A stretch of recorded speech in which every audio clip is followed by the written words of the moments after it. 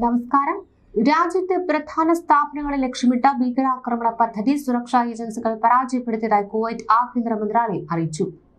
രഹസ്യാന്വേഷണം നടത്തിയതിന്റെ അടിസ്ഥാനത്തിൽ ഹിസ്ബുള്ളയുമായി ബന്ധമുള്ള ഭീകര സംഘത്തിലെ 10 കുവൈറ്റി പൗരന്മാരെ അറസ്റ്റ് ചെയ്തു.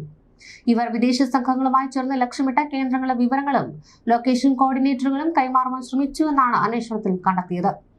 അന്വേഷണത്തിൽ പ്രതികൾ ഹിസ്ബുള്ളയുമായി ബന്ധമുള്ള ക്യാമ്പുകളിൽ പരിശീലനം നേടിയതും ആയുധങ്ങൾ ഉപയോഗിക്കൽ, ഡ്രോൺ നിയന്ത്രണം എന്നിവയിൽ പരിശീലനം നേടിയതുമായ വിവരങ്ങളാണ് പുറത്തുവന്നത്. രാജ്യത്തിന്റെ സുരക്ഷയും പരമാധികാരവും ഭീഷണിപ്പെടുത്തുന്നവർക്കെതിരെ കർശന നടപടി സ്വീകരിക്കുമെന്നും ഇത്തരം ഭീകര പദ്ധതികളിൽ പങ്കാളികളായ എല്ലാവരെയും കണ്ടെത്തി നിയമ നടപടികൾ സ്വീകരിക്കുമെന്നും ആഭ്യന്തര മന്ത്രാലയം മുന്നറിയിപ്പ് നൽകി. അതേസമയം കഴിഞ്ഞ ദിവസം ഹിസ്ബുള്ളയുടെ മറ്റൊരു തീവ്രവാദ സെല്ലിനെ ആഭ്യന്തര മന്ത്രാലയം തകർത്തിരുന്നു.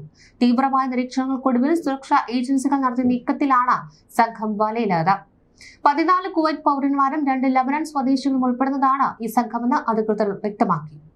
രാജ്യത്തിന്റെ പരമാധികാരത്തെ തകർക്കാനും സുരക്ഷ അസ്ഥിരപ്പെടുത്തുവാനും ലക്ഷ്യമിട്ടുള്ള അട്ടിമറി പ്രവർത്തനങ്ങൾക്കായിരുന്നു ഇവർ പദ്ധതിയിട്ടിരുന്നത്. പബ്ലിക് പ്രോസിക്യൂഷന്റെ അനുമതിയോടെ നടത്തിയ റെയ്ഡിൽ അത്യാധുനിക ആയുധങ്ങളും മറ്റുപകരണങ്ങളും സുരക്ഷാ സേന പിടിച്ചെടുത്തു. തോക്കുകൾ, വെടിയുണ്ടകൾ, കൊലപാതകങ്ങൾക്ക് ഉപയോഗിക്കുന്ന പ്രത്യേക ആയുധങ്ങൾ, എൻക്രിപ്റ്റ് ചെയ്ത ആശയവിനിമയ ഉപകരണങ്ങൾ, മോഴ്സ് കോഡ് ഉപകരണങ്ങൾ, ഡ്രോണുകൾ, മാപ്പുകൾ എന്നിവയാണ് ഇവരിൽ നിന്ന് പിടിച്ചെടുത്തത്. ഇതിനിടെ ഇസ്രായേലിലെ വടക്കൻ മേഖലയായ ഹൈഫയിലെ ഓയിൽ റിഫൈനറിക്ക് നേരെ മിസൈൽ ആക്രമണമായി ഇറാനും ഖത്തറും അതിർത്തി പങ്കിടുന്ന സൗത്ത് പാർസ് ഗ്യാസ് ഫീൽഡിന് നേരെ ഇസ്രായേൽ ബുധനാഴ്ച നടത്തിയ ആക്രമണത്തിൽ തിരിച്ചടിയായി നടത്തിയ മിസൈൽ ആക്രമണത്തിലാണ് സംഭവം. ഇസ്രായേലിലെ 130-ലേറെ ലക്ഷ്യസ്ഥാനത്തേക്ക് ഇറാൻ മിസൈൽ വർഷിച്ചതായാണ് റിപ്പോർട്ട്. ക്ലസ്റ്റർ ബോംബുകളാണ് ഇറാൻ ഇസ്രായേലിലെ വിവിധ മേഖലകളിലേക്ക് വർഷിച്ചത്.